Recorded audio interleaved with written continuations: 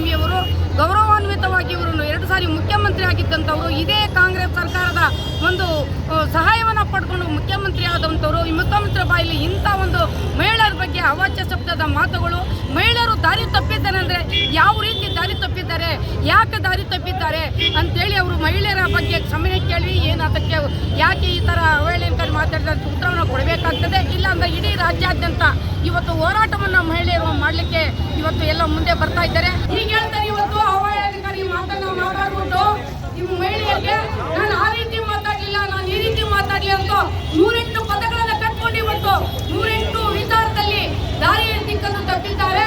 ಇವತ್ತು ದಾರಿ ತಪ್ಪಿರೋರು ಯಾರು? ಇದೇ ಕುಮಾರಸ್ವಾಮಿ ಅವರು ದಾರಿ ತಪ್ಪಿ ಹೋಗಿದ್ದಾರೆ. ರಾಮನಗರದಿಂದ ಇಲ್ಲಿಂದ ಇವತ್ತು ಚನ್ನಪಟ್ಟಣಕ್ಕೆ ದಾರಿ ತಪ್ಪದೆ ಹೋಗಿದ್ದಾರೆ, ರಾಮನಗರ ಮಂಡ್ಯಕ್ಕೆ ದಾರಿ ತಪ್ಪಿ ಹೋಗಿದ್ದಾರೆ. ಇವರು ದಾರಿ ತಪ್ಪುವ ಕೆಲಸವನ್ನ ಕುಮಾರಸ್ವಾಮಿ ಅವರು ಮಾತಾಡ್ತಾ ಇದ್ದಾರೆ, ಮಾಡಿದ್ದಾರೆ ಹೊರತು ನಮ್ಮ ಮಹಿಳೆಯರಲ್ಲ. ದಾರಿ ತಪ್ಪಿಸುವಂತ ಕೆಲಸವನ್ನು ಇವತ್ತು ಕುಮಾರಸ್ವಾಮಿ ಮಾಡಿ ಮಹಿಳೆಯರಿಗೆ ನಿಂದನೆಯ ಮಾತನ್ನು ಇವತ್ತು ಮಾತಾಡ್ತಾ ಇದ್ದಾರೆ. ಅವರ ಕುಟುಂಬದಲ್ಲಿ ಮಹಿಳೆಯರಿಲ್ವಾ? ಇವತ್ತು ಮಂಡ್ಯದಲ್ಲಿ ಸ್ವಾಭಿಮಾನಿ ಹೆಣ್ಮಕ್ಳಿದ್ದಾರೆ. ಅವತ್ತು ಸುಮಲತಾ ಅವರು ಎಲೆಕ್ಷನ್ ನಿಂತಾಗ ಲೋಕಸಭೆಗೆ ಇವರ ಗಂಡ ಸತ್ತವ್ರು ಯಾರು ಬೇಕಾಗಿತ್ತು ಇವರಿಗೆ ಚುನಾವಣೆಯಿಂದ ಕೇಳಿದ್ರು. ಇವತ್ತು ಅದೇ ಮಾತು ಅವ್ರ ಮನೆ ಫ್ಯಾಮಿಲಿಯಲ್ಲಿ ಈ ಮಾತಲ್ಲಿ ನೀವು ಸಹಿಸ್ಕೊಳ್ತಾ ಇದ್ರ. ಅವ್ರಿಗೂ ಸುಮಲತಾ ಒಬ್ಬ ಹೆಣ್ಮಕ್ಳು ಇವತ್ತು ಅಕ್ಕ ಅಂತೇಳಿ ಬಿಂಬಿಸ್ತಾ ಇದ್ದಾರೆ. ಅದೇ ಸುಮಲತಾ ಅವ್ರನ್ನ ಗಂಡ ಸತ್ತವಳು ಯಾಕೆ ಅವ್ರು ಎಲೆಕ್ಷನ್ ಅಂತ ಹೇಳೋರು ಇದೇ ಇವತ್ತು ನಮ್ಮ ಅಕ್ಕ ಅಂತೇಳಿ ಬಿಂಬಿಸ್ತಾವ್ರೆ. ಇವರು ದಾರಿ ತಪ್ಪಿ ಹೋಗ್ತಾ ಇದ್ದಾರ. ನಮ್ಮ ದೇಶದ ಗೃಹಲಕ್ಷ್ಮಿಯಿಂದ ಪಡೆದುಕೊಂಡ ಒಂದು ಜೀವನವನ್ನು ಮಾಡ್ತಾ ಇರುವಂತ ಸಹಕಾರ ಪಡ್ಕೊತಾ ಇರುವಂತ ಮಹಿಳೆಯರು ದಾರಿ ತಪ್ಪಿದ್ದಾರ.